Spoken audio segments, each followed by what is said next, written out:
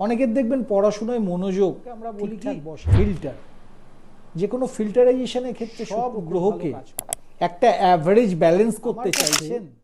অনেকেই চেম্বারে আসেন যাদের আমি হয়তো খুব সহজলভ্য রেমেডি সবসময় দিয়ে উঠতে পারি না, বা অনেকে হয়তো আমার অবধি পৌঁছানো না, অথচ অনেক কষ্টে আছেন, দুঃখে আছেন, সমস্যার সমাধান চাইছেন।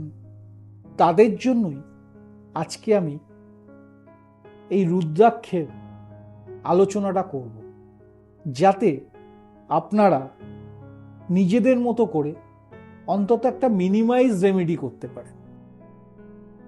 রুদ্রাক্ষ নিয়ে চাবাল উপনিষদে ভগবান শিব সরাসরি বলেছেন, রুদ্রাক্ষ হচ্ছে স্বর থেকে পবিত্র, সর্বপাপ নাশক ও শিবলোকে গমন করার জন্য রুদ্রাক্ষ পরিধান একান্ত আবশ্যক।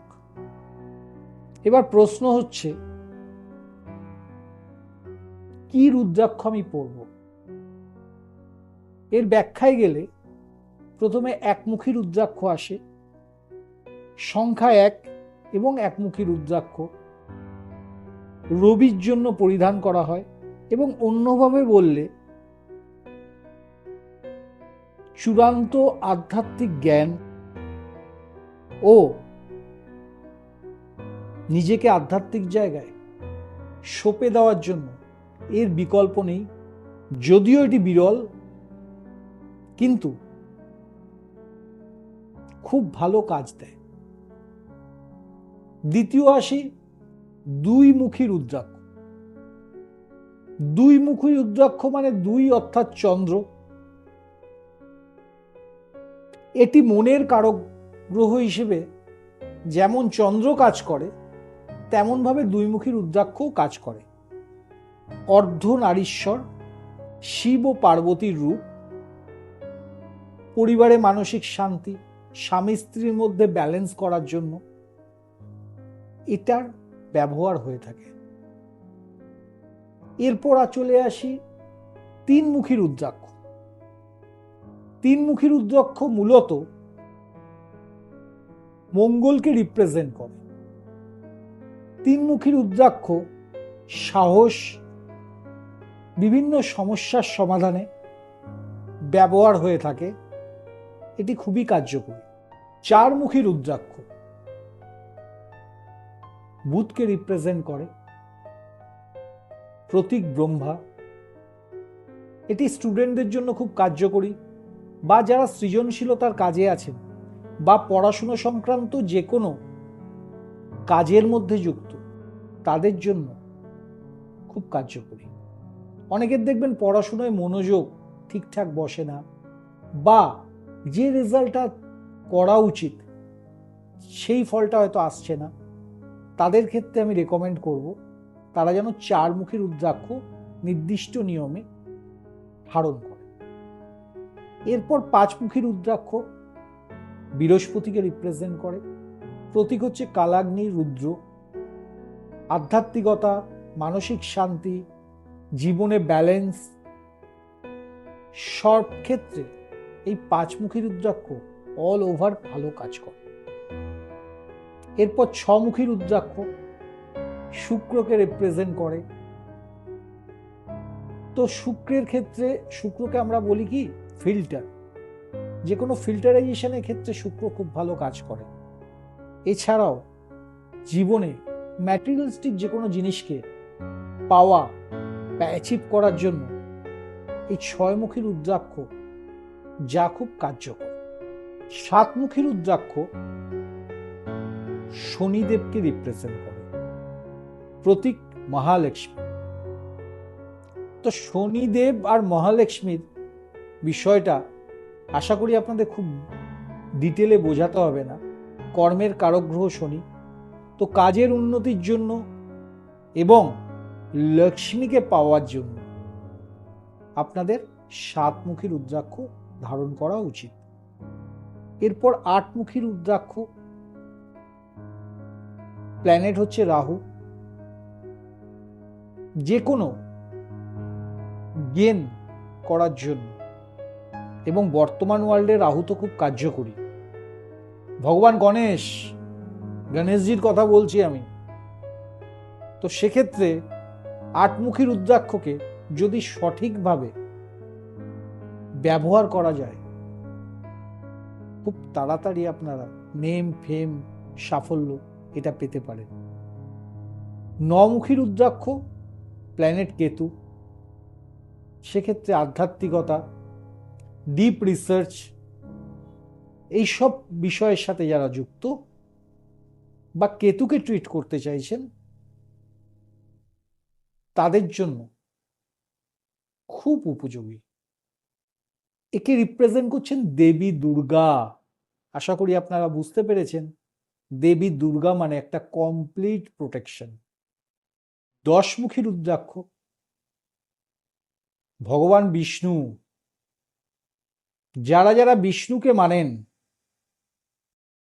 এবং সব গ্রহকে একটা অ্যাভারেজ ব্যালেন্স করতে চাইছেন, তাদের জন্য দশমুখী রুদ্রাক্ষ উপযোগী।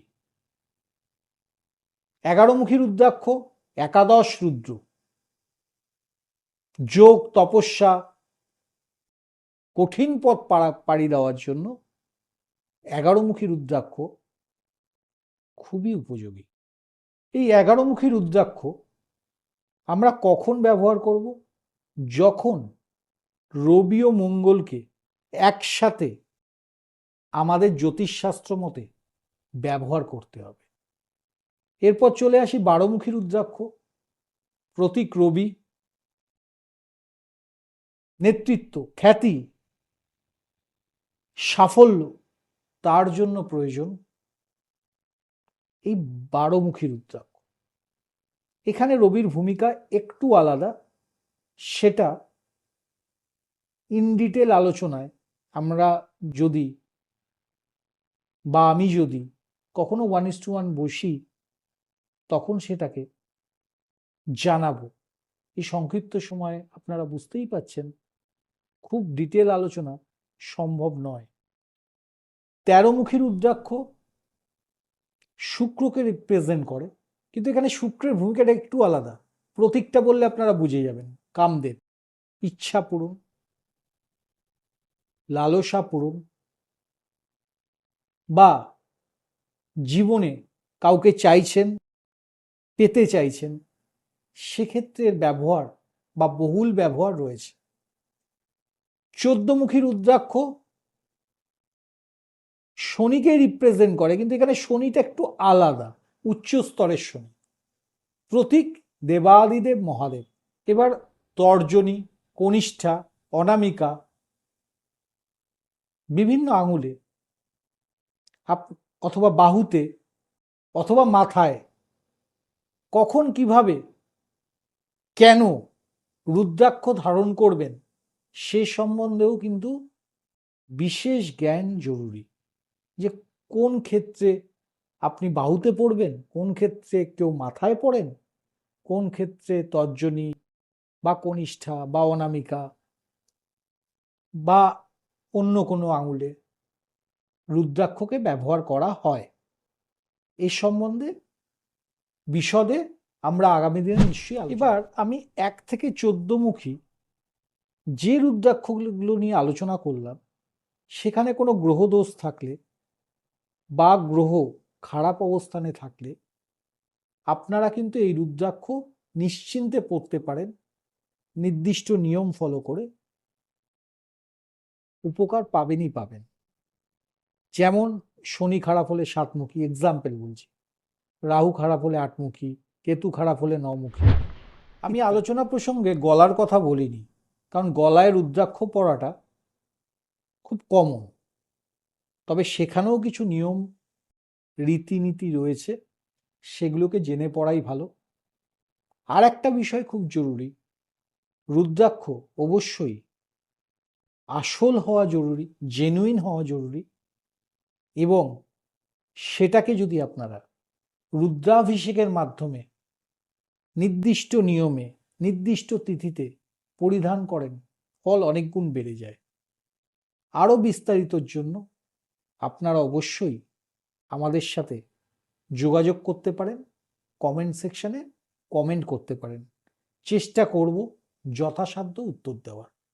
ধন্যবাদ, আজকের জন্য এইটুকু।